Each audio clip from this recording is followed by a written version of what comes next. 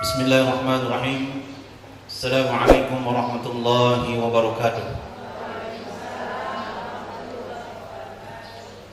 Yang saya hormati Bapak Kepala Sekolah SMK Negeri 1 Sumbawa Besar, yang saya hormati Ketua DWP KCD Dikbud Sumbawa, yang saya hormati Koordinator DWP Zona Kota SMK SLP, dan tamu undangan yang saya banggakan.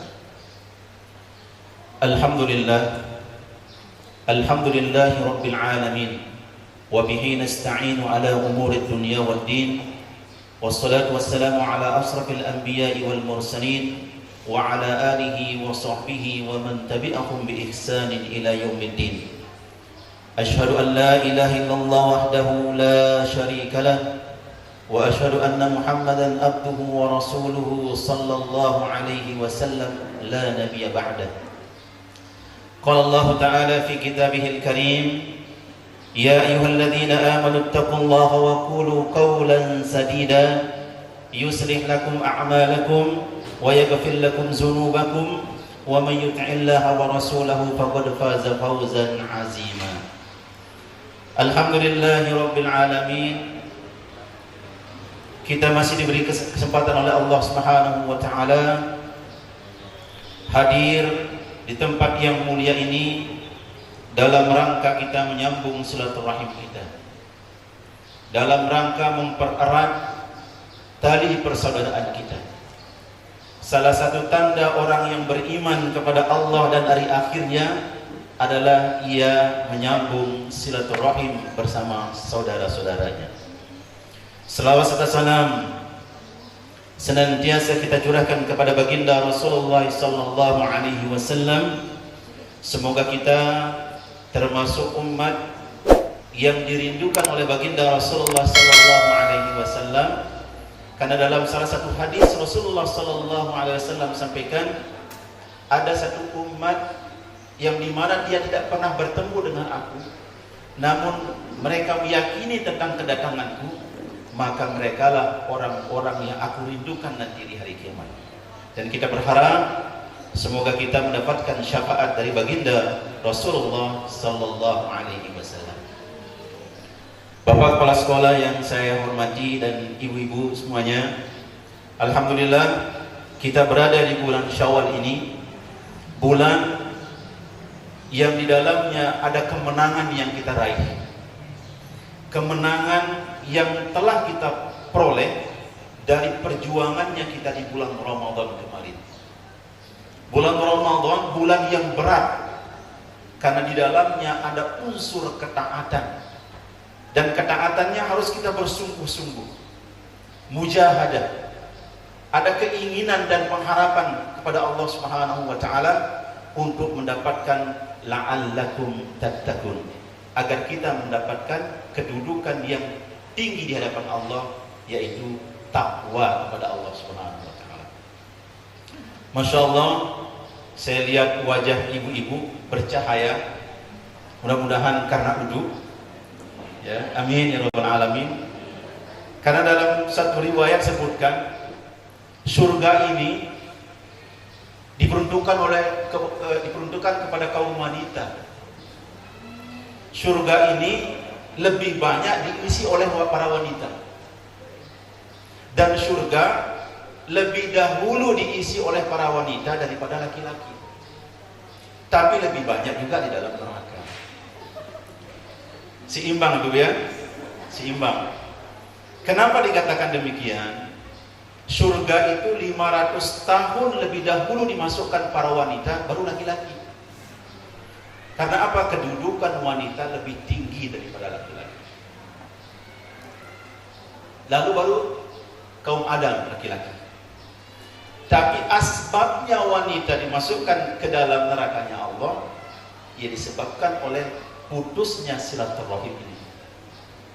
Karena kalau ibu-ibu sudah nyangkut penyakit hati, apalagi sudah akut, Masya Allah, hilangnya tahun depan ketemu Ramadan baru hilang. Ya, tunggu silaturahim datang baru hilang. Saling memaafkan. Besoknya muncul lagi. ya muncul lagi. Apa yang muncul? Ghibah, membicarakan aib orang lain. Ghibah ini ada dua, ibu sekalian. Ada ghibah yang diharamkan, ada ghibah yang diperbolehkan. Supaya jangan kita katakan bahwa semua adalah ghibah itu haram, jangan. Karena para ulama sudah membagi ghibah ini menjadi dua. Ghibah yang diharamkan adalah ghibah yang sudah jelas bahwa orang itu bermasalah, orang itu bersalah, tapi kita bicarakan kesalahannya, itu ghibah namanya. Tapi kalau kita ghibah dalam arti kebaikan, orang yang sedang sholat tahajud, kemudian kita bicarakan, berarti itu sebagai motivasi, bukan ghibah.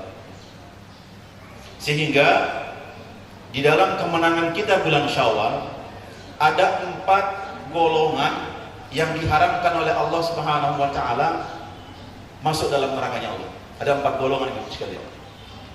Yang pertama ada namanya golongan hayyin. Golongan hayyin ini adalah golongan orang-orang yang suka menahan amarahnya. Dia jangan terlalu marah, kurangi marah, hayyin, mengurangi marah. Makanya ibu-ibu kalau marah dengan anak kita, tolonglah marah dengan bahasa yang paling baik atau diam. Karena perkataannya seorang ibu itu adalah senjata. Satu kalimat yang keluar, namun keluarnya dalam keadaan marahnya wanita atau ibu yang marah kepada anaknya, itu adalah doa. Dan doa itu akan datang bukan pada hari itu, tapi akan datang pada waktunya. Ada satu cerita ibu sekalian. Seorang ibu yang punya anak 5, di antara 5 anaknya ini ada satu yang bermasalah anaknya. Artinya anak yang nomor 5 ini susah berbicara, susah menangkap pelajaran. Tapi satu ketika anak ini sedang main di dalam rumahnya, tiba-tiba ada guci yang dibeli sama ibunya harga 10 juta jatuh, hancur. Lalu ibunya marah dan ibunya berkata, "Semoga kamu tertimpa bangunan." Itu bahasa yang keluar dari seorang ibu. Singkat cerita, perkataan ibu ini sudah hilang, sudah tertelan oleh umur, terus berjalan sampai datangnya umur 20 tahun.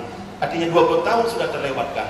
Anak itu waktu itu pecahkan kunci umur 6 tahun. Jadi anak itu sudah berumur 26 tahun. Akhirnya qadarullah, di antara 5 anak itu, anak yang nomor 5 inilah yang paling sukses di antara yang 4. Dia menjadi seorang direktur, dia memegang usaha yang banyak, kekayaannya banyak.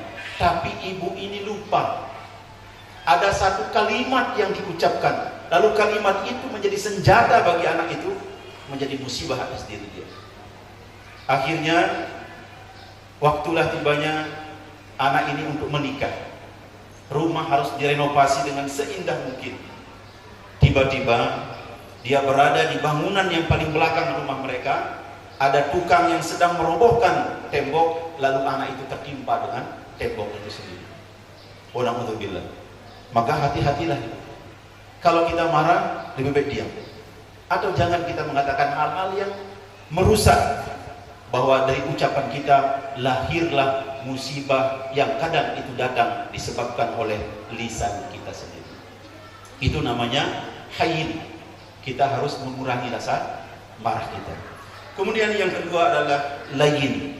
Layyin ini adalah sopan santun, tutur kata yang baik, qaulan karim, perkataan yang baik. Dalam ayat Al-Quran disebutkan, perkataan yang baik ini perkataan yang mengandung unsur manfaat di dalamnya. Termasuk kita berdoa, ibu-ibu sekalian. Makanya kalau kita dalam sujud terakhir kita, ibu-ibu sekalian, ada 3 doa yang harus kita panjatkan. Dan insya Allah kita bisa amalkan. Doanya apa, ibu-ibu sekalian? Allahumma inni as'aluka husnul khotimah. Ya Allah, kami memohon kepadamu, kami minta dalam akhir hayat kami diwafatkan dalam keadaan husnul khotimah. Hati-hati dalam pengucapan husnul khotimah, ibu-ibu sekalian. Kalau kita menggunakan ha, sin, nun, husnul. Asal katanya adalah dalam bahasa Arab hasana yuhsinu ahsin, kebaikan. Kalau kita ucapkan husnul pakai ho, sa, nun, ho, sin, nun, itu artinya kehinaan. Hati-hati ibu sekalian. Kalau kita bilang husnul maka kemuliaan. Tapi kalau kita bilang husnul artinya kehinaan. Dalam penulisan bahasa Indonesia pun jangan menggunakan huruf kh. Itu tetap tulisannya kho.